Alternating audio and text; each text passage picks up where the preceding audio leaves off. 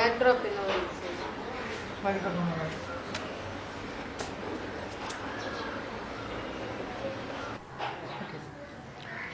சேர்ந்திருக்கிற இயக்கம் பெயர் பூவுலகி நண்பர்கள். நாங்கள் முதல்ல நண்பர்களாக இருக்கவங்களாம் சேர்ந்து முதல்ல மக்களுக்கு செய்தியை கொண்டு போனால் தான் மக்கள் அதை பற்றிய விழிப்புணர்வு ஏற்பட்டால்தான் அவர்கள் எந்த விஷயத்தை புரிந்து கொள்வாங்கிறத நாங்கள் தெரிஞ்சிட்டோம். அதனால் முதலாக நாங்கள் மூன்றாம் உலக கவிதைகள் என்று சொல்லப்படுகின்ற லத்தீன் அமெரிக்க கவிதைகள்லாம் சேர்த்து புதிதாய் சில என்ற பெயரில் ஒரு 16 பக்கத்துக்கு ஒரு கவிதை தொகுப்பாக கொண்டு வந்தோம். அந்த தொகுப்பை கொண்டு வந்து எல்லாருக்கும் கொடுத்தோம். அதை விற்று முடிஞ்சதுக்கப்புறம் அங்கே இருக்க அதை படித்தவர்கள்ட்ட கேட்டோம், ஸோ இந்த புத்தகத்தை படித்ததுலேருந்து உங்களுக்கு என்ன தெரியுதுன்னு. அப்போ அவங்க என்ன சொன்னாங்கன்னா, நம்ம சும்மா இருந்தால் பிரச்சனை, நம்ம எதையும் தட்டி கேட்கணுங்கன்ற விஷயத்தை சொல்லுதுன்னு சொன்னோடனே அடுத்தது மௌனம் உனது எதிரி என்ற பெயரில் இன்னும் ஒரு கவிதை தொகுப்பு கொண்டு வந்தோம். அது ஒரு 16 பக்கம்தான். ஸோ அதுக்கு நல்ல வரவேற்பு இருந்தது. அதுக்கப்புறம் வெறும் கவிதை தொகுப்பு மட்டும் பண்ணக்கூடாது அப்படின்னு சொல்லிட்டு அறிவியலின் வளர்ச்சி ஒரு சமூக நோக்கு என்ற பெயரில் எவ்வாறு அறிவியலானது அந்தந்த காலகட்டத்தில் இருக்கிற சமூகத்தை பொறுத்து வளர்ச்சி அடைகிறது. ஏன்னா அறிவியல் எல்லாமே மக்களுக்கான அறிவியல்னு சொல்ல முடியாது. சில அறிவியலில் எப்படி அங்கே இருக்கிற ஆட்சியில் இருக்கிறவங்க அதிகார வர்க்கம் எவ்வாறு பயன்படுத்துதுன்னு பார்க்கறதுக்காக எழுதப்பட்ட புத்தகம். அதுக்கு நல்ல வரவேற்பு இருந்துச்சு.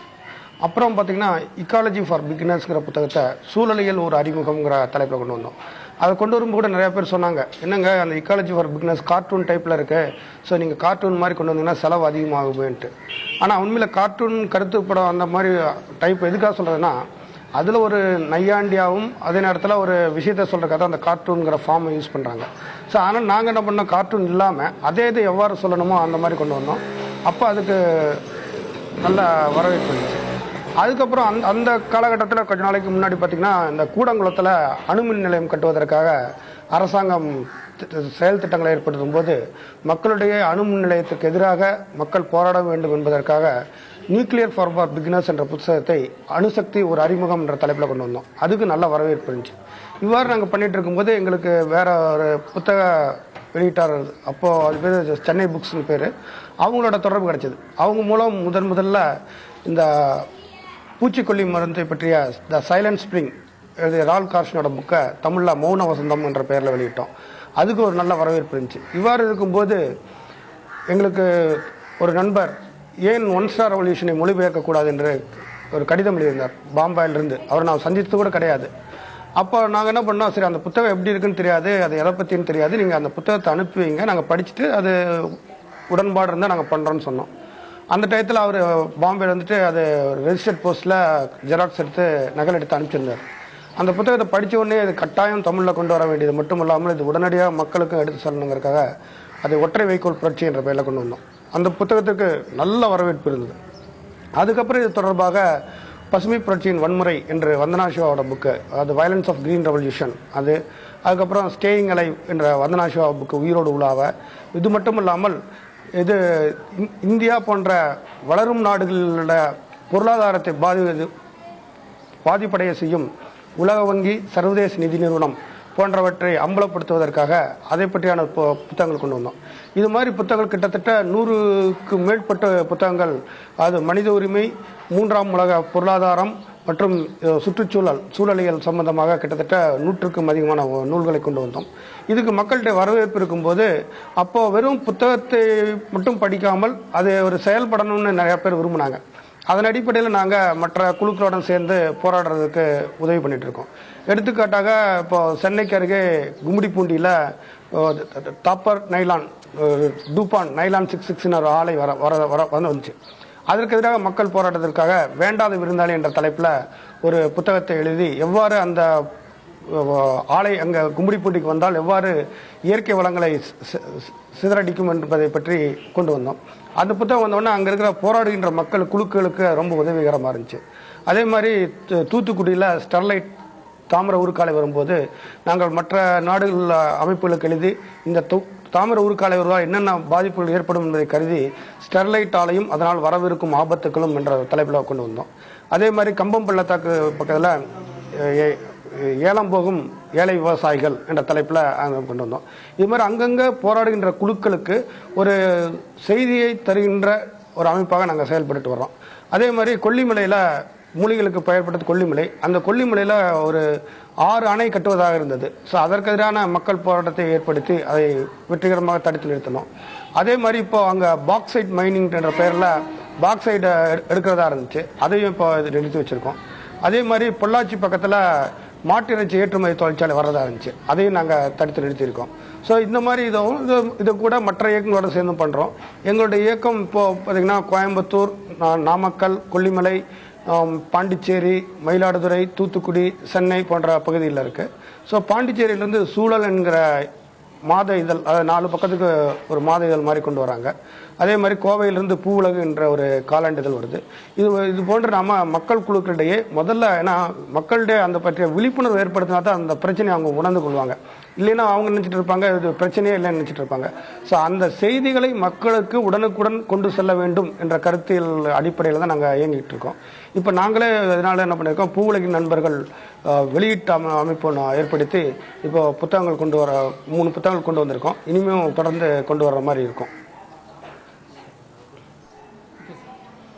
அது உலகம் தோன்றி மனிதன் வேட்டையாடல ஆரம்பித்து கடைசியாக ஒரு இடத்துல இருக்கிறப்போ இந்த விவசாயத்தை பண்ண ஆரம்பித்தாங்க. ஸோ அது வரைக்கும் மக்கள் ஒரு நாடோடிகளாக வேட்டையாடி கொண்டு காடுகள் அலைந்து இருந்திருந்தாங்க. இந்த விவசாயம் வந்தோடனே ஒரு இடத்துல இருந்து அவங்க பயிர் செஞ்சு அதை சாப்பிட்டு அப்படியே வாழ்ந்துட்டு அதுலேருந்து கலாச்சாரம் பெருகி வந்துச்சு. ஆனால் இந்த கிட்டத்தட்ட ஒரு 10,000-15,000 வருஷமாக இருந்த இந்த இயற்கையோட அல்லது விவசாயம் செஞ்சுட்டு இருந்தா திடீர்னு ஏன் இந்த ஒரு கொஞ்ச நாளாக எல்லாருமே நிலத்துக்கு சூழலுக்கு கேடு கட்டுருச்சு அப்படின்னு பார்த்தீங்கன்னா, 1960 வாக்கில் நார்மன் போர்லாக் என்று சொல்லப்படுகின்ற ஒரு நோபல் பரிசு பெற்றவரோட கண்டுபிடிப்பாக தான் இந்த பசுமை புரட்சின்னு ஒன்று சொல்கிறாங்க. அவங்க என்ன சொல்கிறாங்கன்னா, ஸோ அது மூலம் போடும்போது உணவு உற்பத்தியானது பன்மடங்கு பெருகும். உணவு உற்பத்தி பன்மடங்கு பெருகுச்சுன்னா மக்கள் எல்லாருமே பட்டினியால் சாக மாட்டாங்கிற மாதிரி ஒரு கருத்தை வச்சு தான் அவங்க என்ன கொண்டு வந்தாங்க, பசுமை புரட்சின்னு கொண்டு வந்தாங்க.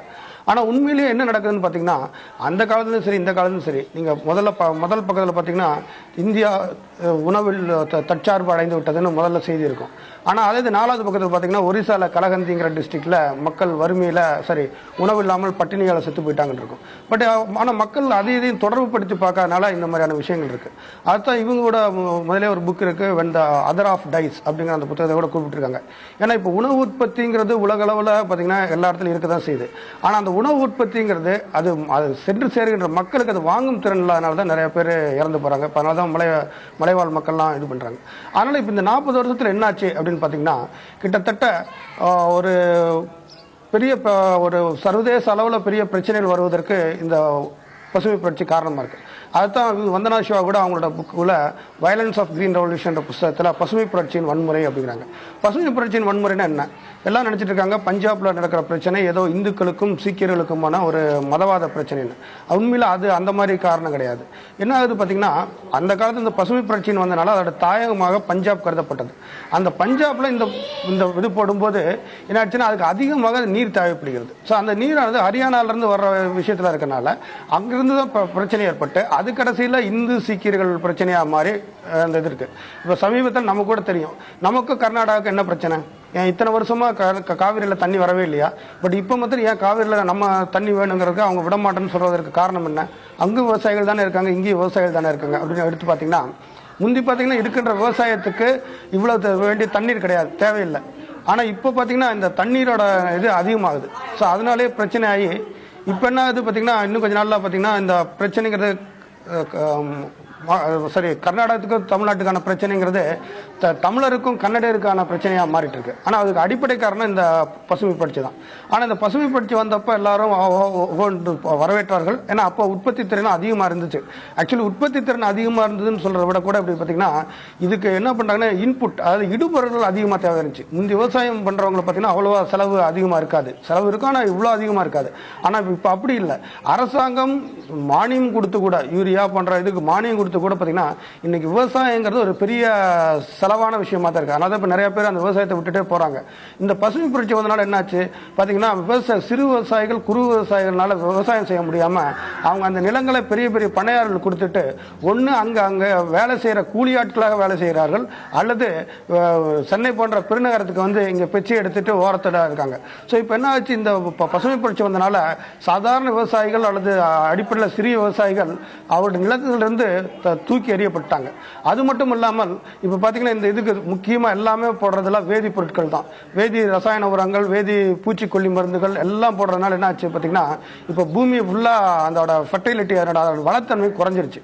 இப்போ அந்த வளத்தன்மை குறைஞ்சனால பார்த்தீங்கன்னா இப்போ எந்த இடத்துலையுமே பயிர் செய்ய முடியல. அது என்ன ஒரு குறிப்பிட்ட காலத்துக்கு, அதாவது பல்லாயிரக்கணக்கான ஆண்டுகளாக நம்ம விவசாயம் செஞ்சு வந்துட்டு இருந்தோம். இதெல்லாம் பார்த்தீங்கன்னா கோவை பொறுத்த வரைக்கும் சொல்லுவாங்க, இந்தியாவின் மான்செஸ்டர், தென்னிந்தியாவின் மான்செஸ்டர்னா கோயம்புத்தூர் அப்படின்னு என்ன அர்த்தம். அந்த காலத்தில் அங்கே பருத்தி நிறையா வளர்ந்துச்சு. அந்த பருத்தி வளையனால அங்கே நிறையா மில்கள் இருந்தன, தொழிற்சாலையாக இருந்து. ஆனால் இப்போ கோயம்புத்தூர் பகுதியில் போய் பார்த்தீங்கன்னா ஒரு இடத்துல கூட பருத்தி போடுறதில்லை. ஏன் பருத்தி போடுறதுன்னு பார்த்தீங்கன்னா, இப்போ அந்த பருத்தி கரெக்டாக வரணும்னா கிட்டத்தட்ட 22 முறை மருந்து அடிக்க வேண்டியிருக்கு. 22 தடவை மருந்து அடிக்கிறதுக்கு விவசாயிக்கு காசு எங்கே போகுது?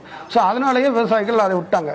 இப்போ அடிக்கடி நம்ம செய்தித்தாளில் பார்க்குறோம், ஆனால் அதெல்லாம் எப்படின்னா ஒரு செய்தியாகவே போயிடுதே ஒழிய அதை பற்றியான பின்னணி என்ன, அதை பற்றியான மக்கள்கிட்ட அதை பற்றி விஷயம் தெரியறதுக்கு நிறையா இல்லை. எடுத்துக்காட்டாக பார்த்தீங்கன்னா இப்போ ஆந்திராலேயே அடிக்கடி விவசாயிகள் செத்து போயிடறாங்க, தற்கொலை பண்ணிக்கிறாங்க.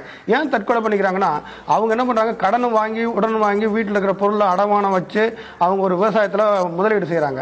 ஆனால் அந்த முதலீடு செய்து கடைசி அது விளைச்சல் வரும்போது பார்த்தீங்கன்னா அவனுக்கு ஒன்றுமே நிற்கிறது இல்லை. ஸோ அதனால் கடன் தொல்லை தாங்காமல் அந்த அவமானப்பட்டு மக்கள் இறந்து விடுகிறார்கள். ஸோ இப்போ பார்த்தீங்கன்னா இந்த மாதிரி இந்த பசுமை புரட்சி வந்தனால இது வெறும் ஒரு சுற்றுச்சூழல் மட்டும் இல்லாமல் ஒரு பொருளாதார, ஒரு கலாச்சார சீரழிவு ஏற்பட்டிருக்கு.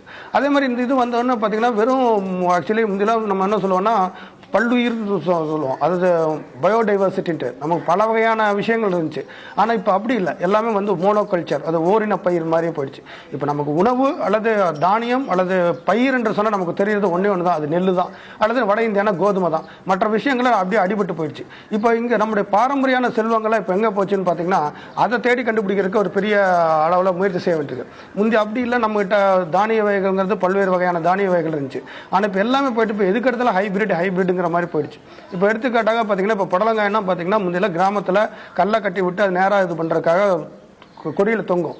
இப்போ அப்படி கிடையாது, எல்லாம் ஹைபிரிட்னு சொல்லிட்டு அதெல்லாம் சின்ன சின்ன விதமாக மாற்றிட்டாங்க. அது இவங்களோட கன்வீனியன்ட்படி மாற்றிக்கிறாங்க. ஸோ இதுவாறு பண்ணும்போது பார்த்தீங்கன்னா கிட்டத்தட்ட ஒரு பெரிய பயோடைவர்சிட்டி என்று சொல்லப்படுகின்ற உயிர் பன்மைங்கிறது போய் கடைசியில் ஒரு மோனோகல்ச்சராக தான் இருக்குது. ஸோ அதே மாதிரி இப்போ என்னாச்சு, இந்த பசுமை புரட்சி வந்தவுடனே நிறைய கமர்ஷியல் கிராப்ஸ், அதாவது உணவுக்கு பயிர் செய்வது என்பதை போய் அதுக்கு பதிலாக என்ன பண்ணிட்டாங்கன்னா வாணிப பயிர்களாக நிறையா பெருக ஆரம்பிச்சிச்சு. எடுத்துக்கிட்டால் பார்த்தீங்கன்னா இப்போ எத்தியோப்பியா, நம்ம என்ன சொல்கிறோம்னா எத்தியோப்பியானோ நாங்கள் எல்லாரும் வறுமை கோட்டுக்கு இருப்பாங்கன்ற பேர். ஆனால் எத்தியோப்பியாவில் பார்த்தீங்கன்னா அது ஒரு வளம் நிறைந்த நாடு. அங்கே தான் வாழைப்பழம்லாம் நிறையா உற்பத்தி பண்ணாங்க. எதுக்காக உற்பத்தி பண்ணாங்கன்னா வெளிநாட்டுகளுக்கு ஏற்றுமதி பண்ணுவாங்க. வெளிநாட்டுகளுக்கு ஏற்றுமதி பண்ணிட்டு வர டாலரை மாத்திரம் வாங்கி வச்சுட்டு அங்கே இருக்கிற உள்ளூர் மக்களுக்கான இது போயிடுது. ஸோ அது மாதிரி தான் இந்தியாவில் இப்போ அதே மாதிரி விஷயங்கள் தான் நடந்துட்டு இருக்கு. ஸோ இந்த மாதிரி விஷயத்தில் பார்த்தீங்கன்னா இந்த பசுமை புரட்சி வந்து இந்த 40 வருடத்தில் நம்ம கண்ட பலன் என்பது என்னன்னு பார்த்தீங்கன்னா, ஒரு குறிப்பிட்ட அளவுள்ள ஒரு செல்வந்த விவசாயிகள் தான் இப்போ பணம் கொளிக்க முடிஞ்சு. அதே மாதிரி என்ன சொல்லுவாங்கன்னா, இந்த இது வந்தோன்னா பஞ்சாபோட கல்ச்சர் என்ன ஆச்சுன்னா விஸ்கி அண்ட் சிக்கன் 65 கல்ச்சர் வந்துச்சுன்னு சொல்லுவாங்க. ஏன்னா அதுக்கு முன்னாடி அங்கே இருக்கிற விவசாயிகளுக்கு அவ்வளோவா பணம் இல்லாதனால பட் அவங்க பாட்டுக்கு வாழ்க்கை தரம் இருந்துச்சு. ஆனால் இந்த திடீரென்று இந்த பசுமை புரட்சி வந்து அபரிவிதமான பணம் வந்தோடனே கடைசியில் பார்த்தீங்கன்னா அவங்களோட கலாச்சாரமே மாறி போயிட்டு எல்லாரும் இளைஞர்கள்லாம் இந்த விஸ்கி அண்ட் சிக்கன் 65 கலாச்சாரம் மாறிச்சு. ஆனால் இப்போ போய் அதே பஞ்சாபில் போய் இப்போ நிலைமை என்னன்னு பார்த்தீங்கன்னா மறுபடியும் கோ பேக் டு ரிவர்ஸ் ஒன்ங்கிற மாதிரி இப்போ என்ன பண்ணுறாங்க, அங்கே இருக்கிற எல்லா இடத்துலையும் இப்போ நிறையா இடத்துல விவசாயிகள்லாம் நிலத்தை விட்டுட்டு வெளியே வந்துட்டு வேறு தொழில் ஆரம்பிச்சிட்டாங்க. அதே மாதிரி நிறையா இடத்துல நிலங்கள்லாம் தரிசாக போச்சு. அதே மாதிரி கலர் நிலங்களாக மாறி விட்டது. இப்போ அன்னைக்கு கூட ஒரு எதுக்கு காட்டுறாங்க அப்படின்னா, முதல்ல ஒரு விவசாயி டிராக்டர் வச்சுருந்தாரு, எதுக்குன்னா நில உழுவுறதுக்கு. இப்போ அந்த விவசாயம் அந்த டிராக்டரே ஒரு பஸ் மாதிரி பண்ணிட்டு பள்ளிக்கு செல்லும் மாணவர்கள்லாம் அழைச்சிட்டு போகிறதுக்கான ஒரு கருவியாக உபயோகிக்காங்க. ஸோ அதனால் இப்போ இந்த 40 வருட காலத்தில் இந்த பசுமை புரட்சி ஏற்படுத்திய தாக்கம் அப்படின்னா பார்த்தீங்கன்னா சுற்றுச்சூழல் மட்டுமல்லாமல் பொருளாதார, அரசியல், கலாச்சாரத்திலேயே பெரிய தாக்குதல் ஏற்படுச்சு. ஆனால் இந்த பசுமை புரட்சிக்கு காரணமான டாக்டர் MS சுவாமிநாதனே இப்போ ஒத்துக்கிறாரு, இல்லை பசுமை புரட்சியினால் நிறையா பாதகம் ஏற்பட்டுச்சு, அதனால் நம்ம ஒரு நிலைத்த வேளாண்மை அல்லது வளம் குன்றா வேளாண்மைக்காக சஸ்டைனபிள் அக்ரிகல்ச்சருக்கு போகணும் அப்படின்னு இப்போ அவங்களே சொல்ல ஆரம்பிச்சிட்டாங்க. ஸோ அது மட்டும் சொல்கிறது மட்டும் இல்லாமல் இப்போ இன்னொரு மோசமான விஷயமா என்ன சொல்கிறாங்கன்னா, நம்ம ஜீன் ரெவல்யூஷன், ஜீன் டெக்னாலஜி கூட போகணுங்கிற மாதிரி சொல்லிட்டு இருக்காங்க. ஆனால் இப்போ அந்த மாதிரி இதெல்லாம் வந்துச்சுன்னு பார்த்தீங்கன்னா இப்போ என்ன ஆகுதுன்னா, விவசாயங்கிறது ஒரு விவசாயிட்டு இருக்கிறதுக்கு பதிலாக போயிட்டு அது ஒரு பெரிய கம்பெனிஸோட செலுத்துற மாதிரி இருக்கும். முந்தையெல்லாம் விதைன்னா என்ன இருக்கும், ஒரு விதையை போட்டீங்கன்னா அதுலேருந்து ஒரு மரம், ஒரு செடி வருதோ, மரம் வருதோ, அதுலேருந்து காய்கறிகளோ கனிகளோ வருதோ. ஸோ அது மறுபடியும் அந்த விதைகளை போட்டு நம்ம இது பண்ண முடியும். ஆனால் இப்போ நம்ம கேட்குறதுல என்னன்னா சீட்லெஸ் கிரேப்பு, ஸோ சீட்லெஸ் குவா, ஸோ இந்த மாதிரி எல்லாமே சீட்லெஸ்னா போச்சுன்னா அப்போ மறு உற்பத்தி எவ்வாறு செய்வது? அதனால இப்போ என்ன பண்ணாங்க பார்த்தீங்கன்னா, முதல்ல இந்த பசுமை புரட்சி வரும்போது அதுக்கு இப்போ பின்பலனாக இந்த இந்த வேதியியல் உரங்களையும் வேதியியல் பூச்சிக்கொல்லி மருந்துகளையும் தயாரிக்கிறதுனா எல்லாம் பெரிய பெரிய பெட்ரோ கெமிக்கல் கம்பெனிஸோட இதாக இருந்துச்சு. அப்போ அவங்க என்ன பண்ணாங்கன்னா, முந்தி டைரெக்டாக வந்து எப்படி நாட்டை கைப்பற்றினாங்களோ அவ்வாறு கைப்பற்றாமல் இது வேற வகையில் வரணுங்கிறக்காக இந்தியாவுக்குள்ள இந்த அந்நாட்டு கம்பெனிகள் வேதியியல் உரங்களை விற்கிறோம், வேதியியல் பூச்சிக்கொல்லிகளை கொண்டு வரங்கிற பேரில் கொண்டு வந்தாங்க. அப்போ என்ன ஆயிடுச்சுன்னா, இந்தியாவில் உள்ள எல்லா விவசாயிகளும் அதை சார்ந்து இருக்க வேண்டிய சூழ்நிலைக்கு ஆயிடுச்சு. கிட்டத்தட்ட ஒரு மாதிரி அடிக்ஷன் டைப்ல கொண்டு போயிட்டாங்க. ஸோ அதனால மக்கள் எப்படியா இருந்தாலும் பூச்சிக்கொல்லி மருந்து வேணும். ஸோ பூச்சிக்கொல்லி மருந்து யார் பண்றது? வேதியியல் கம்பெனி. அந்த வேதியியல் கம்பெனி யாருது? பெரிய பன்னாட்டு கம்பெனிகள்.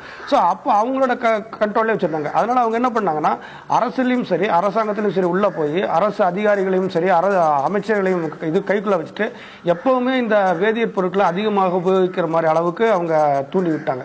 ஸோ அதனால இந்த கிட்டத்தட்ட இந்த 40 வருஷத்துல பாத்தீங்கன்னா விவசாயமே தலைகீழா மாறி போயிடுச்சு. ஆனா இப்ப நடக்கிறது என்ன பாத்தீங்கன்னா, இப்போ சரி எல்லாரும் விவசாய வேதியியல் பொருட்கள் இதனால இதாயிடுச்சு. இப்போ அவங்க என்ன பண்றாங்கன்னா, அது டெர்மினேட்டர் சீட்ஸ் என்று சொல்லப்படுகின்ற மான்சாண்டா போன்ற பெரிய பெரிய கம்பெனிகள்லாம் வருது. இது என்ன விவசாயம்னா விவசாயி தான் பார்ப்போம். ஆனால் இப்போ அப்படி இல்லை. அமெரிக்காலே அது முதலே ஸ்டார்ட் ஆயிடுச்சு. என்னன்னா கார்பரேட் அக்ரிகல்ச்சர்னு, அதாவது பெரிய பெரிய கம்பெனிகள் தான் பண்ணும். ஸோ அது மாதிரி இப்போ கிட்டத்தட்ட இந்தியா அல்லது இப்போ விவசாயத்தை கண்ட்ரோலில் வச்சுக்கணும்னு பார்த்தீங்கன்னா கைவிட்டு என்ன சொல்ல வேண்ட ஒரு 5-6 கம்பெனிகள் தான். கார்கில்ங்கிற கம்பெனி ஒரு சீட் கம்பெனி, அது மாதிரி மான்சாண்டோ, அது மாதிரி ஒரு குறிப்பிட்ட ஒரு 5-6 கம்பெனிகள் தான் இப்போ உலக அளவிலான இந்த வர்த்தகத்தை, அதாவது அக்ரிகல்ச்சர் ஒரு வர்த்தகமா இருக்கு. அதாவது சொல்லுவோம், முந்திலாம் பார்த்தீங்கன்னா அக்ரிகல்ச்சர், அதாவது கல்ச்சர்னா ஒரு கலாச்சாரமா இருந்துச்சு. ஆனா இப்பெல்லாம் அந்த அக்ரிகல்ச்சர்ங்கிற வார்த்தையை யூஸ் பண்றதில்ல. அக்ரோனமி அப்படின்னா என்னன்னா பொருளாதார ரீதியாக போச்சு. முதல்ல இந்த விவசாயம்ங்கிறது ஒரு கலாச்சார ரீதியாக அவனோட வாழ்க்கையோட தொடர்புடையதாக இருந்துச்சு. ஆனால் இப்போ விவசாயம்ங்கிறது ஒரு வணிக ரீதியாக போயிட்டு ஒரு தொழிற்சாலையில் வேலை பார்க்குற மாதிரி ஆயிடுச்சு. இப்போ தொழிற்சாலையில் ஒருத்தர் வேலை பார்க்குறான்னா அவனுக்கும் அந்த இயந்திரத்துக்கு எந்த விதமான உறவு இருக்காது. ஏன்னா அது பாட்டுக்கு மிஷின் பாட்டு செய்து இந்த மாதிரி போயிடுது. ஆனால் அதே நேரத்தில் விவசாயி நிலத்தில் செய்யும்போது அவனுக்கு அந்த நிலத்தோட ஒரு பங்களிப்பு மட்டுமல்ல, ஒரு ஈடுபாடு இருக்கு. அதனால தான் இப்போ நம்ம இதில் பார்த்தீங்கன்னா இப்போ விழா கொண்டவங்க கூட பொங்கல்லாம் கொண்டு போது அந்த மண்ணை நேசித்து அந்த இது மாதிரி பண்ணுறாங்க. ஆனால் இப்போ என்ன ஆயிடுச்சு, அவன் மண்ணிலிருந்து அந்நியப்பட்டு போயிட்டான். இப்போ மண்ணிலிருந்து அந்நியப்பட்டு போனதுனால என்ன ஆயிடுச்சு பார்த்தீங்கன்னா, இப்போ அது ஒரு தொழில் மாதிரி பண்ணிட்டு ஒரு வியாபாரம் மாதிரி போயிட்டு கடைசியில் இப்போ மக்களுடைய கலாச்சாரம்ங்கிறது மாறி அது இப்போ மறுபடியும் அது ஒரு பொருளாதார நிலைமைக்கு தள்ளப்பட்டிருக்கு. ஸோ இந்த ஒரு அதனால இப்போ பார்த்தீங்கன்னா இந்த 40 ஆண்டுகளில் எவ்வளோ அபரிதமான வளர்ச்சி வந்துச்சோ அதே அளவுக்கு இப்போ அந்த வளர்ச்சி குறைஞ்சிருச்சு. இப்போ பார்த்தீங்கன்னா மறுபடியும் மக்கள் இயற்கை வழிக்கே வர வேண்டியிருக்கு. இதெல்லாம் என்ன எப்படின்னு பார்த்தீங்கன்னா, வெளிநாட்டிலிருந்து வந்து அவங்க என்னென்ன இன்ஸ்ட்ரக்ஷன் கொடுக்குறாங்களோ அதுபடி நம்ம நடக்க வேண்டியிருக்கு. எடுத்துக்காட்டாக இந்த பசுமை புரட்சி வரும்போது நார்மல் போர்லாக் வந்து சொன்னார். அதுக்கப்புறம் பின்னாடி பெரிய பெரிய மல்டிநேஷனல் கம்பெனிஸ் வந்துச்சு. அதுக்கப்புறம் பார்த்தீங்கன்னா இந்த பூச்சியை ஒழிக்கிறதுக்கு அந்த பூச்சி மருந்து அடி, அந்த பூச்சியை ஒழிக்கிறதுக்கு இந்த பூச்சி மருந்து அடின்ட்டு என்னென்னமோ வகையான பூச்சிக்கொல்லி மருந்துகளை வெளிநாட்டிலிருந்து இறக்குமதி செஞ்சு நம்ம பண்ணிட்டு இருந்தோம். ஆனால் இப்போ என்ன ஆயிடுச்சு, அதோட பாதிப்பை அவங்க உணர்ந்து இப்போ வெளிநாட்டில் என்ன பண்ணுறாங்க, இந்த மாதிரி இதனால புற்றுநோய்களாக வருதுன்னு பார்த்துட்டு இப்போ அவங்க என்ன பண்ணுறாங்க, இயற்கையான விவசாயம் தான் வேணும் அப்படின்னு சொல்லிட்டு சொல்கிறாங்க. இப்போ அவங்க நாட்டுக்கு வேணும்னு சொன்ன உடனே இப்போ ஆட்டோமேட்டிக்காக இங்கே இந்தியாவில் என்ன பண்ணுறோம், நம்ம மறுபடியும் அவனுடைய நிர்பந்தத்தின் பேரில் தான், நம்முடைய இதாக கூட கிடையாது, அவனுடைய நிர்பந்தத்தின் பேரிலும் அதே நேரத்தில் இந்தியாவில் நம்முடைய பாதிப்பு ஏற்பட்டதாலும் இப்போ என்ன பண்ணுறோம், அந்த பசுமை புரட்சியிலிருந்து மீண்டும் பழைய அதான் சொல்லுவாங்க மாற்று என்னம்பாங்க. எங்கள் பசுமை புரட்சி 40 வருஷத்துக்கு முன்னாடி தான் நாங்கள் வந்தது, அதுக்கு முன்னாடி இருந்த விவசாயம் என்ன மாதிரியான விவசாயமாக இருந்துச்சு. அப்போ அதுதாங்க உண்மையான விஷயம். அதுக்கு மாற்றாக தான் பசுமை புரட்சி வந்தோடைய, பசுமை புரட்சிக்கு மாற்றான ஒன்று புதுசாக ஒன்றும் போய் கண்டுபிடிக்க வேண்டிய தேவை நமக்கு கிடையாது. ஏன்னா ஆல்ரெடி நம்மகிட்ட பாரம்பரியமாக நம்ம பண்ணி கொண்டிருந்த வேளாண்மை முறை இருக்கிறது, வேளாண் முறைகள் இருக்கின்றன. மக்கள் அதை பற்றி நன்கு தெரிஞ்சு வச்சிருந்தாங்க. அது நிறைய பேர் நினைச்சிருக்காங்கன்னா அறிவியல் என்பது ஏதோ ஒரு சோதனை சாலையில் உட்காந்துட்டு ஒயிட் கோட் போட்டுட்டு ஏதோ டெஸ்ட் டியூப் வச்சுட்டு இது பண்றதா அறிவியல் நினைச்சிட்டாங்க. அப்படி கிடையாது. அது ஒரு சிட்ட வயல்வெளியிலும் அறிவியல் இருந்தது. ஸோ அந்த காலத்தில் எப்போ விதைக்கிறது, எப்போ களை எடுக்கிறது, எப்போ நாட்டு நடுறது, எப்போ அறுவடை பண்ணுறது என்பதை பற்றி ஒரு காலக்கிரமமாக ஒரு சரியான ஒரு டைம் டேபிள் மாதிரி போட்டுலாம் பண்ணிட்டு தான் இருந்தாங்க. ஸோ அதே மாதிரி அந்தந்த பகுதிகளுக்கு ஏற்ற ரகங்களை உற்பத்தி பண்ணிட்டு இருந்தாங்க. இப்போ பார்த்தீங்கன்னா நமக்கு ஒன்றுமே தெரியாது. அரிசினா ஒன்று 5008 5060 அல்லது கொஞ்சம் சொபிஸ்டிகேட்டட்னா பொன்னி, அவ்வளோதான். பட் ஆனால் இந்தியாவிலேயே குறிப்பாக தமிழ்நாட்டில் கிட்டத்தட்ட 200க்கும் மேற்பட்ட நெல் வகைகள் இருந்ததாக சொல்கிறாங்க. ஆனால் இப்போ அதெல்லாம் எப்படின்னு பார்த்தீங்கன்னா ஒரு மியூசியத்திலேயோ அல்லது அருங்காட்சியகத்தில் இருக்கிற மாதிரி ஆயிடுச்சு. ஏன் அது மாதிரி ஆயிடுச்சுன்னா, இப்போ எல்லாரும் அந்த பசுமை புரட்சி வந்ததுனால எல்லாரும் அதை விட்டுட்டு 5008 50 இதுன்ட்டு போனதுனால அந்த பிரச்சனை ஏற்படுது. அதே மாதிரி தான் பார்த்தீங்கன்னா ஒவ்வொரு வகையிலும் இப்போ வேர்க்கடலை எடுத்துட்டா அல்லது கத்திரிக்காய் எடுத்துட்டா அல்லது தக்காளி எடுத்துட்டா அல்லது எது எடுத்துக்கிட்டாலும் சரி, முருங்கைக்காய் எடுத்துட்டா எல்லாத்துலேயும் பார்த்தீங்கன்னா ஒரு கிட்டத்தட்ட ஒவ்வொன்றையும் குறைந்தபட்சம் ஒரு 10 வகைகள் இருக்கும். முருங்கைக்காய் இருந்தால் கூட அதில் 10 வகையான இது இருக்கும். ஆனால் இப்போ அப்படி இல்லை, எல்லாமே ஹைபிரிட்னு சொல்லிட்டு எல்லாம் ஒரு வகையான இதாக பாடுச்சு. அதனால என்ன ஆயிடுச்சு, நம்முடைய பாரம்பரிய செல்வங்கள் எல்லாமே அழிஞ்சு போயிடுச்சு. இப்போ மறுபடியும் அதை புதுப்பிக்கிற முயற்சியில் நிறைய பேர் எடுத்துட்டு இருக்காங்க. ஆனால் அதுக்கு நம்ம கொடுக்கின்ற விலை அதிகமாக இருக்கு. ஏன்னா இருந்த வளங்கள்லாம் போயிடுச்சு. இப்போ மறுபடியும் நம்ம போயிட்டு பழைய நிலைமைக்கு போகணும்னு பார்த்தீங்கன்னா அதுக்கு கொஞ்சம் சிரமப்பட்டு தான் ஆகணும். ஆனால் சிரமப்பட்டாலும் செஞ்சு தான் ஆகணும். அதற்கான முயற்சிகள் இப்போ நடந்துகிட்டு இருக்கு. அது இந்த பசுமை புரட்சி மூலம் இந்த உணவு உற்பத்தி என்ற பெயரில் வரும்போது பார்த்தீங்கன்னா அதிகமாக இடுபொருட்கள்னா இன்புட்ஸ் போடுறாங்க. அது முக்கியமாக அதிகபட்சமான ரசாயன, அதாவது வேதியியல் உரங்கள் போடுறாங்க. முந்தைய நம்ம இயற்கை உரங்கள் தான் உபயோகிச்சுட்டு இருந்தோம். ஆனால் இப்போது இந்த ஹைபிரிட் வெரைட்டிக்கு இயற்கை உரங்கள்னால இதனால வேதியியல் உரங்கள் தான் போடுறாங்க. அந்த வேதியியல் உரங்கள் போடும்போது பார்த்திங்கன்னா அது கட்டாயம் அது உணவுலையும் போய் சேர்ந்துருது, அந்த அந்த பயிர்களையும் சேருது. அந்த பயிர்களை வர்ற பொருட்களை சாப்பிட்ற கால்நடைகளுக்கும் அது போகுது. மறுபடியும் அந்த கால்நடைகள்லேருந்து பெறப்படுகின்ற பால்லையும் சரி, அதே மாதிரி கால்நடைகளில் நம்ம உணவாக உட்கொள்ளும் போது மறுபடியும் அந்த ரசாயன ட்ரேசஸ் எச்சங்கள் என்ன நம்ம உடலுக்குள்ளே போயிடுது. அதனால தான் பார்த்தீங்கன்னா முந்தி இயற்கையோடு மனிதன் இயைந்து வாழ்ந்தான். ஸோ அது மாதிரி மக்கள்கிட்ட இயற்கையாகவே இருந்துச்சு, ஒரு நோய் எதிர்ப்பு திறன் இருந்துச்சு. இப்போ அப்படி இல்லை, உடம்பு முழுவதும் என்ன ஆச்சுன்னா கெமிக்கலாக போயிடுச்சு. அதான் சொல்லுவாங்க, இது தமிழ்நாடு வேளாண் பண்ணையோட அறிக்கைப்படி பார்த்தீங்கன்னா பெண்களுடைய தாய்ப்பாலில் கூட இந்த விஷங்கள் இருக்கிறதா தெரிவிக்கிறாங்க. ஸோ அந்த அளவுக்கு போயிடுச்சு. இப்போ அதைத்தான் முதல்ல என்ன சொன்னாங்கன்னா 1962 இந்த லால் கார்ஷன் சைலண்ட் ஸ்ப்ரிங் எழுதும்போது என்ன சொன்னாங்கன்னா, இந்த டிடிடினால அதில் போட்டதுனால அதிலிருந்து தானியங்களை தின்ற ராபின் என்னும் பறவை இனமுமே அழியுது அப்படின்னு சொல்லி அவங்க இது பண்ணி அந்த புத்தகம் வந்தப்போ பார்த்தீங்கன்னா அமெரிக்காவில் பெரிய சர்ச்சைக்கு ஏற்படுத்தி, அதனால் அந்த அரசாங்கமும் 1965 வாக்கில் டிடிடியை முற்றிலுமாக தடை செய்து விட்டது. ஆனால் இந்தியாவில் இப்போ நடக்கிறது என்ன, அல்லது 3ஆம் உலக நாடுகள் என்ன பண்ணாங்க, இன்னும் டிடிடியை உபயோகிச்சுட்டு தான் இருக்காங்க. அது மட்டும் இல்லாமல் இந்தியாவில் கவர்மெண்ட்டே, அதாவது பப்ளிக் செக்டர் அண்டர்டேக்கிங்கே ஒரு பெரிய தொழிற்சாலையை கொச்சின் கிட்ட நிறுவி அதில் இன்னும் டிடிடியை உற்பத்தி பண்ணிட்டு தான் இருக்காங்க. ஸோ இந்த மாதிரியான இது பார்த்தீங்கன்னா முழுக்க எல்லாமே ரசாயனமாக போகிறதுனால மக்கள்கிட்ட நோய் எதிர்ப்பு திறன் குறைஞ்சதுனால மட்டும் இல்லாமல் அதனால் இப்போ பல நோய்கள் புது நோய்கள்லாம் வருது. இதுக்கு என்னென்ன அடிப்படை காரணம், நம்ம உணவு சாப்பிட்றது மட்டும் இல்லாமல் இப்போ இந்த பூச்சிக்கொல்லிகள் இது பார்த்தீங்கன்னா, ஸோ அதனால் இப்போ நம்ம சாப்பிட்ற மறுபடியும் வந்துச்சு. ஸோ இப்போ நம்ம சாப்பிட்ற உணவு வகை எல்லாமே பார்த்திங்கன்னா முழுக்க வேதியியல் பொருட்களாகவே இருக்குது. ஸோ இப்போ என்ன ஆயிடுச்சு, அது முதல்ல ஒரு பெரிய அளவில் பார்த்து இது வெறும் நெல் அல்லது பெரிய பயிர் உற்பத்திக்கு மாத்திரம் உபயோகித்து போகுது. இப்போ சாதாரண காய்கறிகள் கூட அந்த இது பண்ணி தான் இது பண்ணுறாங்க. ஸோ அதனால் பார்த்திங்கன்னா இப்போ நம்ம சாப்பிட்ற ஒவ்வொரு பொருள்லையும் அந்த வேதியியல் பொருட்கள் இருக்குது. அதனால் நம்ம உடம்பு முழுவதும் பார்த்திங்கன்னா முதல்ல இயற்கையாக இருந்த உடம்பு போய் இப்போ என்னென்னா ஒரு வேதியியல் கலவையாக போயிடுச்சு. ஸோ அதனால தான் இப்போ எல்லா வகையான பலவிதமான நோய்களும் வருது. இப்போ அதனால தான் பிறக்கின்ற குழந்தைகள்லேருந்து எடுத்து பார்த்திங்கன்னா அவர்களுக்கான நோய் எதிர்ப்பு திறன் குறைஞ்சி போயிடுச்சு. ஏன்னா முழுக்க இந்த ரசாயன உரங்களை உபயோகிக்கிறதுனால. அதுபடி பார்த்திங்கன்னா இப்போ காற்றுலையும் கலந்துருக்கு, நீர்லேயும் கலந்துருக்கு. ஸோ நம்ம குடிக்கின்ற தண்ணீர்லேயும் அந்த ரசாயன ட்ரேசஸ் போகுது. அது மாதிரி நம்ம உணவு சுவாசிக்கட்டுறதுலே இருக்குது. ஸோ இதை பார்த்திங்கன்னா இதனால் நிறையா விவசாயிகள் பயங்கரமாக பாதிப்படைகிறாங்க. ஸோ அதனால் பார்த்திங்கன்னா ஒன்று மறைமுகமாகவோ அல்லது நேரடியாகவோ அந்த பூச்சிக்கொல்லி உபயோகத்தினால பாதிப்பு ஏற்படுது. இப்போ முதல்ல சொன்னபடி பார்த்திங்கன்னா இப்போ அன்அலர்டேட்டட் சொல்லப்படுகிறது மக்களோட தாய்ப்பால் தான். ஆனால் அதுலேயும் பார்த்திங்கன்னா இந்த இது இருக்கிறதாக அறிக்கைகள் சொல்லுது.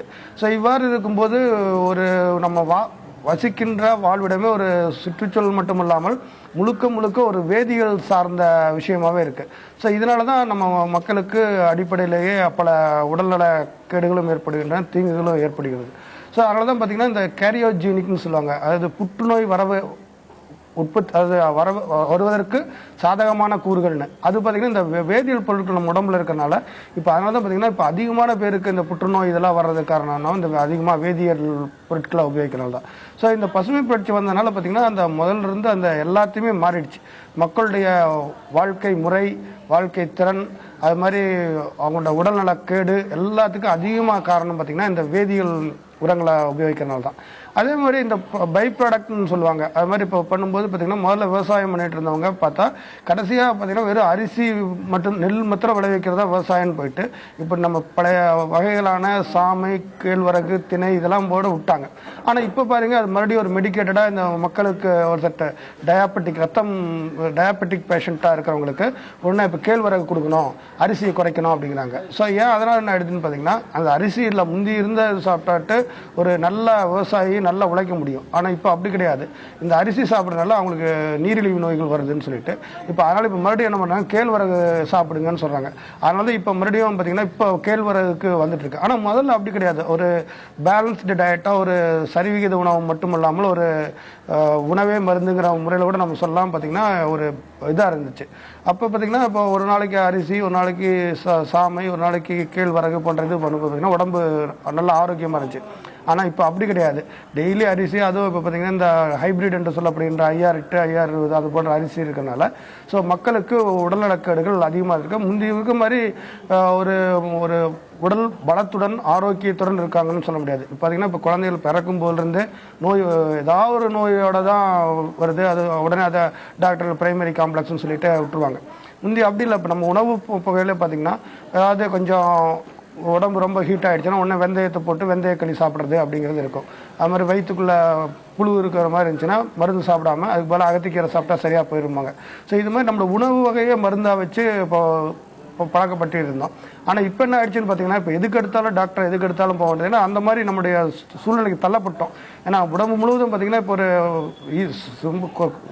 சிம்பிளாக சொல்கிறதுனா என்னென்னா உடம்பு முழுவதும் ஒரு ரசாயன கலவையாக தான் இருக்கலையோ, ஒரு வேதியியல் கலவையாக தான் இருக்கலையோ, உடம்பு ஒரு இயற்கையான உடலாக இல்லை என்பதுதான் இப்போ இது.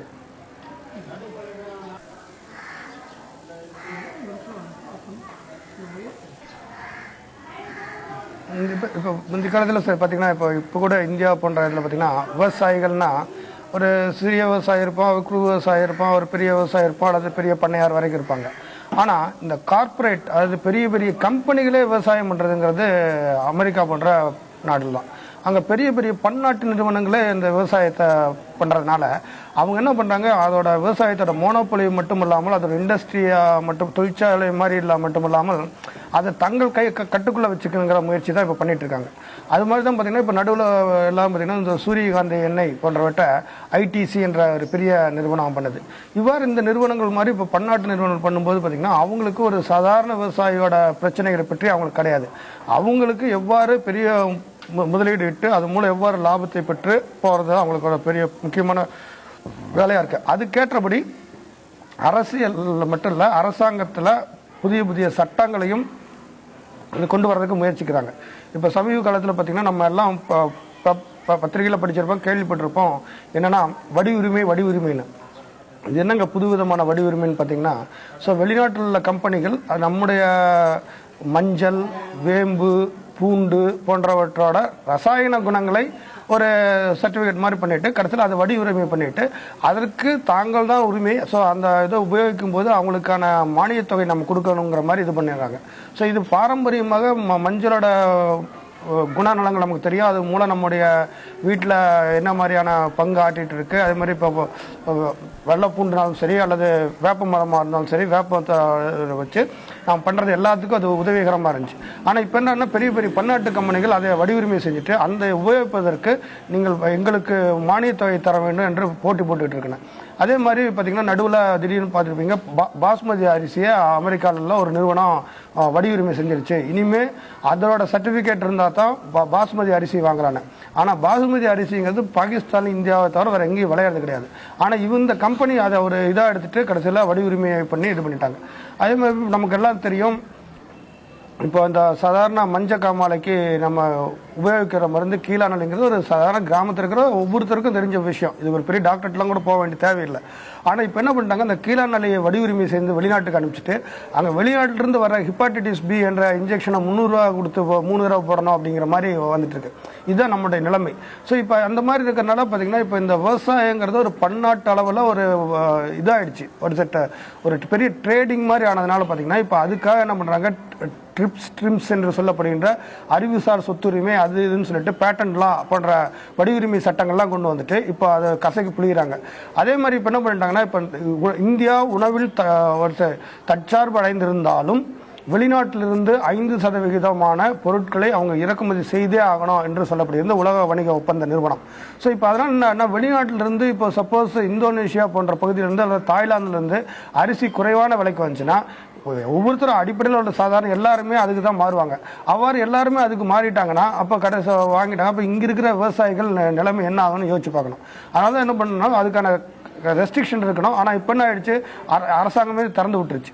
இப்போ அதே மாதிரி பார்த்தீங்கன்னா இந்திலிருந்து ஈரானிலிருந்து வெங்காயம் முதல்ல இறக்குமதி பண்ணாங்க ஒரு இந்தியாவில் வெங்காய பிரச்சனை இருந்தப்போ. ஆனால் இப்போ பார்த்தீங்கன்னா எல்லாரும் இப்போ ஈரானிய வெங்காயத்துக்காக தான் போகிறாங்க. ஸோ அப்போ இங்கே இருக்கிற விவசாயிகளோட வெங்காயத்துக்கு ஏற்றுமதி பண்ணுறதுக்கோ அல்லது இங்கே இருக்கிற விவசாயிகளுக்கான என்னென்ன நிலைமை என்ன ஆகும், ஒன்றும் முடியாது. ஸோ அதனால் இப்போ வந்திருக்க இந்த குளோபலைஸ்டு இதில் பார்த்தீங்கன்னா முழுக்க எல்லாமே வாணிப பயிர்களுக்கு தான் அதிக முக்கியத்துவம் கொடுக்கப்படுது. ஸோ அந்த வாணிப பயிர்களுக்கு அதிக முக்கியத்துவம் இருக்கணும்னா உணவு பயிர்களோட உற்பத்தி குறைஞ்சி போச்சு. உணவு பயிர்களோட உற்பத்தி குறைஞ்சி போச்சுன்னா இனிமேல் வரப்போகிற காலத்தில் என்ன ஆகுன்னு பாருங்கள். அதே மாதிரி இந்த உலகமயமாக்கல், தாராளமயமாக்கல், தனியார் மயமாக்கல் பார்த்தீங்கன்னா இப்போ இந்தியா தமிழ்நாட்டோட நெற்களஞ்சியம் என்று சொல்லப்படுகின்ற தஞ்சாவூர் போன்ற பகுதியில் முழுக்க இறால் பண்ணைகளாக மாறிடுச்சு. ஸோ அப்போ என்ன ஆச்சுன்னா, இறால் பண்ணைகளாக மாறினால அங்கே வேலை செய்யக்கூடிய கூலித்தொழிலாளர்கள் தூக்கி எறியப்பட்ட தொழிலாளர்களுக்கு வேலை இல்லாமல் அவங்க சென்னை போன்ற நகரில் வந்து தெரு பிச்சை எடுக்க வேண்டியதாக இருக்குது. ஆனால் அதே நேரத்தில் அந்த விளைநிலங்கள் இந்த வருகின்ற உற்பத்தி பொருள் இல்லாதனால இப்போ என்ன ஆகிடுது, வெளிநாட்டிலிருந்து நம்ம இருக்க வேண்டியிருக்கு. ஸோ அப்போ மறுபடியும் நம்ம என்ன பண்ணோம், இத்தனை நாளாக தற்சார்புடைய இந்தியாவோட நிலைமை என்ன ஆனால் இனிமேல் அண்டை நாடுகளை சார்ந்து இருக்க வேண்டியிருக்கும். ஸோ இப்போ சப்போஸ் இப்போ வருகின்ற அரிசி 10 ரூபாய்ன்னு சொல்லி நம்ம வாங்கிட்டு இருக்கிறோம்னு வச்சுங்களேன். ஸோ இப்போ மறுபடியும் நம்ம உற்பத்தி செய்யாமல் போயிட்டு கடைசியில் இப்போ திடீர்னு நம்ம 20 ரூபா சொன்னாலும் நம்ம அதுக்கான கொடுத்தாகணும். இது நம்ம இலங்கை போன்ற பகுதிகளில் போன்ற நாடுகள்லேருந்து நம்ம அதை கற்றுக்கலாம். அதே மாதிரி முந்தி பார்த்தீங்கன்னா பிலிப்பைன்ஸ் நாடு ஒரு காலத்தில் பெரிய கரும்பு விளைவிச்சு அதில் சர்க்கரை இது பண்ணுறக்கா பெரிய அளவில் எல்லாரும் என்ன பண்ணால் இது உணவு பயிரை விட்டுட்டு எல்லாம் கரும்புன்னு போயிட்டு இருந்தாங்க. திடீர்னு என்ன பண்ணாங்க, பெரிய பன்னாட்டு நிறுவனங்களான பெப்சி, கோக் போன்ற கம்பெனிகள் இந்த சுகருக்கு பதிலாக ஆல்டர்னேட்டிவாக சிந்தட்டிக்கான சுகரை உற்பத்தி பண்ணோன்னா பார்த்தீங்கன்னா அந்த பிலிப்பைன்ஸோட முழு பொருளாதாரமும் வீழ்ச்சி அடைந்து இப்போ அங்கே பெரிய பணக்காரர்கள் இருந்த விவசாயிகள் எல்லாமே கடைசியில் பிச்சை எடுக்க வேண்டிய சூழ்நிலைக்கு இருக்குது. ஸோ இது மாதிரி தான் இப்போ நம்முடைய நாட்டிலும் இப்போ நம்முடைய விவசாயம் செஞ்சு நம்முடைய உணவு உற்பத்தி பண்ணி நம்முடைய மக்களுக்கு கொடுக்கறத விட்டுட்டு இப்போ வெளிநாட்டிலேருந்து இறக்குமதி செய்வதனால இங்கே இருக்கிற உற்பத்தி தடைபட்டு போவதாலும், மோரோவர் இங்கே இருக்கிற விளைநிலங்கள் எல்லாமே தொழிற்சாலைகளாகவோ அல்லது இறால் பண்ணைகளாக மாற்றுவதாலும் என்ன ஆகுதுன்னா உணவு உற்பத்தின்னு போயிடும். ஸோ உணவு உற்பத்தி குறைஞ்சிருச்சுன்னா உணவு பாதுகாப்பு இல்லாமல் போயிடும். அப்போ உணவு பாதுகாப்பு இல்லாமல் போயிடுச்சுன்னா நம்ம என்ன ஆகும், மறுபடியும் வெளிநாடுகளை சார்ந்தா இருக்கணும். அதனால் இப்போ பார்த்தீங்கன்னா முழுக்க இந்த அக்ரிகல்ச்சருங்கிறது ஒரு பெரிய இண்டஸ்ட்ரியல் லெவலாக தான் வருது. இப்போ எடுத்துக்காட்டாக வெளிநாட்டிலிருந்து இந்த பாம் ஆயில் என்று சொல்லப்படுகின்ற செம்பனை எண்ணெயை இறக்குமதி செஞ்சனால இப்போ உள்நாட்டில் இருக்கிற தேங்காய் எண்ணெயோ நல்லெண்ணெயோ கடல் எண்ணெயோ யாருமே உபயோகிப்பது கிடையாது. ஸோ இப்போ என்ன ஆயிடுச்சு, அதோட விலையெல்லாம் வீழ்ச்சி அடைஞ்சிருச்சு. ஸோ இப்போ அதனால் என்ன ஆயிடுச்சு பார்த்தீங்கன்னா, இப்போ கேரளா போன்ற மாநிலத்தில் கூட பார்த்தீங்கன்னா எல்லா இடத்துலையும் இப்போ இந்த தேங்காய் கொப்பரை எல்லாமே யாரும் வாங்குறதுக்கு ஆள் இல்லாமல் இருக்குது. அதனால் இப்போ அங்கே மக்களே போராடி என்ன பண்ணுறாங்கன்னா, இனிமேல் எங்களுடைய கிராமங்களில் நாங்கள் செம்பனை எண்ணெய் இதை பாம் ஆயிலுக்கு கொண்டு வர மாட்டோம், எங்களுக்கு அது வேணாம், எங்களுடைய இதை என்று சொல்லி அவங்க போராட வேண்டிய சூழ்நிலை இருக்குது. இதே மாதிரி ஒவ்வொரு பொருளுக்கும் இந்த மாதிரி வந்துச்சுன்னா அப்போ மக்களுடைய நிலைமை என்ன ஆகுதுன்னு யோசிச்சு பார்த்தா நமக்கு ஒரு பெரிய கேள்விக்குறியாக தான் இருக்குது. ஆகவே இப்போ இருக்க இந்த உலகமயமாக்கல் என்ற பேரில் கடைசியில் பார்த்தீங்கன்னா மக்களுக்கு அடிப்படை தேவையான உணவு கூட கிடைக்காம போயிடும். ஸோ அப்போ இனிமேல் வரப்போன்ற கலாச்சாரங்கிறது இந்த ஃபாஸ்ட் ஃபுட் கலாச்சாரமாக தான் இருக்க முடியும். இப்போ சென்னை போன்ற நகரெல்லாம் அல்லது பெரிய மெட்ரோஸ்ன்னு சொல்கிற இடத்துல பிஸ்ஸா அது இதுன்னு சொல்லிட்டு வர்றாங்க. ஆனால் நம்ம அடிப்படையான உணவுங்கிறது என்ன ஆக போகுது, இப்போ சாதாரண மக்களுக்கு 3 வேளைக்கே உணவு இல்லாத நிலைமை இருக்கும்போது இது போன்ற இது வந்துச்சுன்னா அவனுடைய நாளாந்திர சராசரி வாழ்நிலை என்ன ஆகுது அப்படின்னு பார்க்க பார்த்தீங்கன்னா அது பெரிய கேள்விக்குறியாக இருக்குது. அதனால் இப்போ இந்த உலகமயமாக்கல்ங்கிற பேரில் இந்தியாவுக்குள்ள உணவு இறக்குமதியும் அனுமதிக்கக்கூடாது. அதே நேரத்தில் ஏற்றுமதி என்ற பேரில் இங்கே இருக்கிற உணவு தானியங்களை உற்பத்தி பண்ணி அதை ஏற்றுமதி பண்ணால் இங்கே உள்ளூர் மக்களுக்கான உணவு கிடைக்காம போயிடும். அதையும் வரவிடாமல் தடுக்க வேண்டியது ஒவ்வொருத்தருடைய கடமை. அது இப்போ நிறைய இடத்துல ஒரு நிறைய பேரில் பரவலாக கருதப்படுகின்ற ஒரு நிலவுகின்ற கருத்து என்னன்னா, பசுமை புரட்சி இல்லாமல் இருந்திருந்தால் நேரம் உலகமே அழிஞ்சு போயிருக்குங்கிற அளவு கூட சொல்கிறாங்க. இந்தியா அழிஞ்சு போயிருக்கோம், இப்போ பட்டினியாக இருந்திருக்குன்னு. ஆனால் இப்போ எடுத்துகிட்டு 40 வருடம் கழிச்சு இப்போ அதே இந்த பசுமை புரட்சியின் தந்தையர்கள் பிதாமகர்கள் என்று சொல்லப்படுகிற அவங்களே இப்போ என்ன சொல்கிறாங்கன்னா, பசுமை புரட்சினால பிரச்சனை தான் ஏற்பட்டிருக்குன்னு ஒத்துக்கிறாங்க. அப்போ இதுக்கு காரணம் என்ன அப்படின்னு பார்த்தீங்கன்னா, அடிப்படை காரணம் பார்த்தீங்கன்னா, அந்த டயத்தில் ஒரு காலத்தில் ஓஹோன்னு விளைஞ்சது மாதிரி சொல்கிறாங்க. பட் நம்மகிட்ட கூட பார்த்தீங்கன்னா அரிசி நெல் வகையில் ஒரு 100 நாட்களில் வளர வகையான நெல் வகைகள் இருந்துச்சு. ஆனால் அதில் அப்படின்னா ஒவ்வொரு பகுதிக்கு ஏற்ற வகையில் தான் அந்த நெல் வகை இருந்துச்சு. அதே மாதிரி இப்போ மானாவாரி என்று சொல்லப்படுகின்ற அது நீர்ப்பாசனம் இல்லாமல் வெறும் மழை நீரை வச்சே வருகின்ற இதில் பார்த்திங்கன்னா அந்த மாதிரியான பாசன வகையில் நெல் விளையிறது இருக்குது. அதே மாதிரி சில இதில் பார்த்திங்கன்னா குளத்துக்குள்ளே போட்டு வர்றது இருக்குது. ஆனால் இப்போ இந்த இடத்துல இந்த பசுமை புரட்சி என்று வந்தபோது பார்த்திங்கன்னா இப்போ இந்த அத்தனை வகையான இதுவும் போயிட்டு இப்போ நமக்கு தெரிஞ்சது என்னென்னா 1 5 அந்த மாதிரியான ரகங்கள் தான் இருக்குது. ஆனால் அந்த மாதிரி இதுக்கு பார்த்திங்கன்னா மறுபடியும் அதிகமாக வேதியியல் பூச்சிக்கொல்லி மருந்துகளாக உபயோகித்து தான் பண்ண வேண்டியிருக்கு. அவ்வாறு பண்ணதில் பார்த்தீங்கன்னா இப்போ கிட்டத்தட்ட இந்த 40 ஆண்டுகள்னால தான் அதனால் நிலைத்து இருக்க முடிஞ்ச ஒழிய அடுத்த தடவை இப்போ அவருக்கு என்ன பண்ண முடியும்னு பார்த்தீங்கன்னா இப்போ பண்ண முடியல. ஸோ எந்தெந்த இடத்துல விவசாயம் பண்ணிட்டு இருந்தோமோ அந்தந்த இடத்துல விவசாயம் பண்ண முடியல. அதே மாதிரி பார்த்தீங்கன்னா இப்போ இதுக்கு அதிகமாக இப்போ ஒரு இடத்துல பார்த்தீங்கன்னா முந்தி சுழல் வகையெல்லாம் பயிர்கள் பயிரிட்டு வந்தாங்க. அது ஒரு தடவை நெல் போட்டால் அடுத்த தடவை கடலை போட்டால் அடுத்த இது மாதிரி போட்டால் அப்படின்னா அந்த நிலத்தில் இருக்கிற சத்துக்கள்லாம் அப்படியே இருந்துச்சு.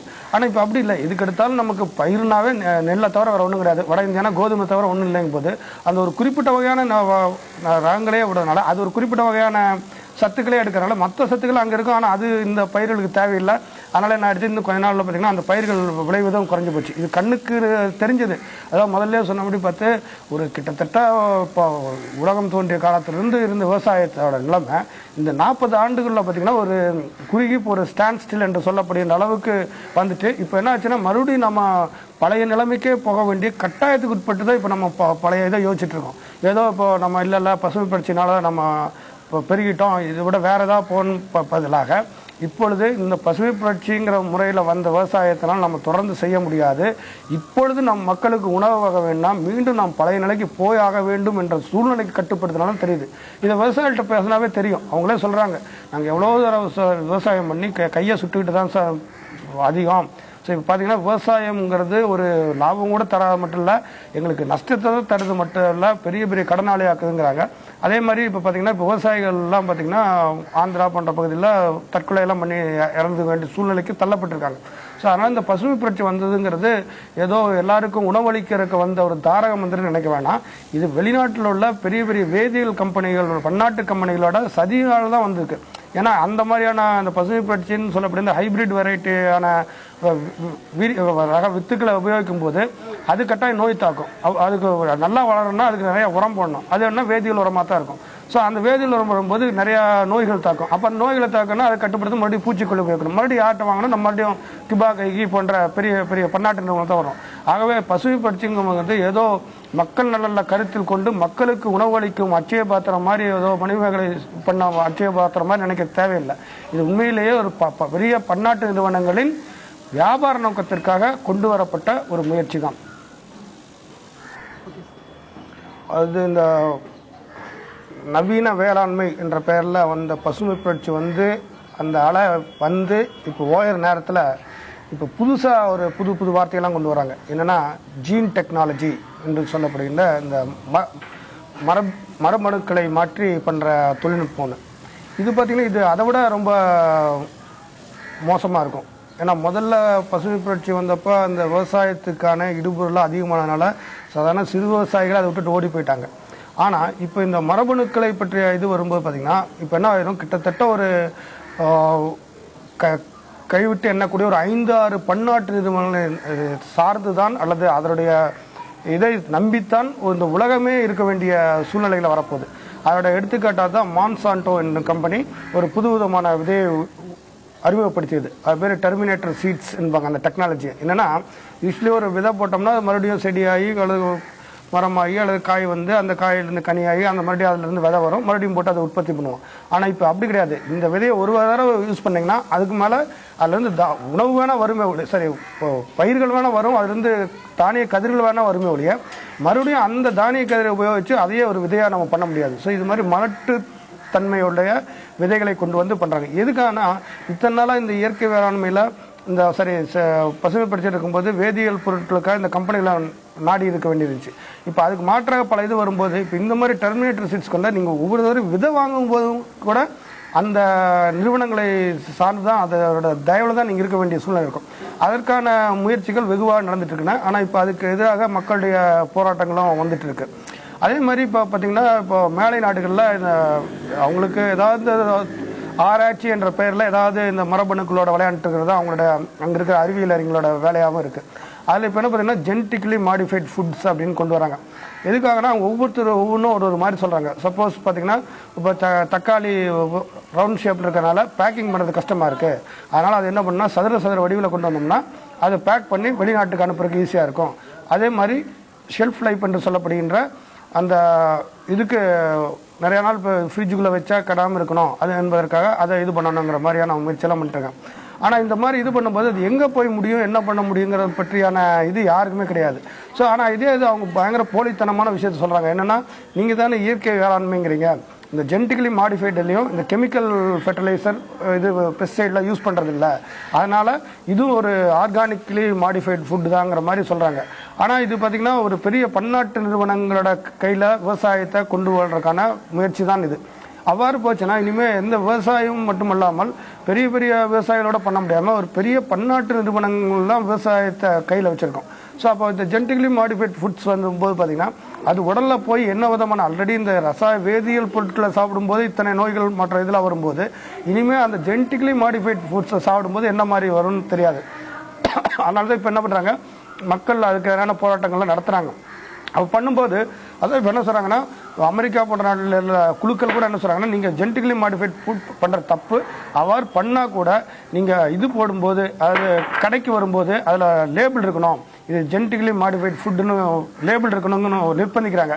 ஆனால் அதை கூட பண்ணுறதுக்கு இந்த தொழிற்சாலைகள் தயாராக இல்லை, ஏன்னா பன்னாட்டு நிறுவனங்கள். ஏன்னா அதனால் வர்ற பிரச்சனைனால மறுபடியும் ஏதாவது வழக்கு போட்டு அந்த நஷ்டீடெலாம் வந்து நமக்கு தான் ஏற்படும்னு சொல்லிட்டு அந்த மாதிரி போடாமல் இருக்காங்க.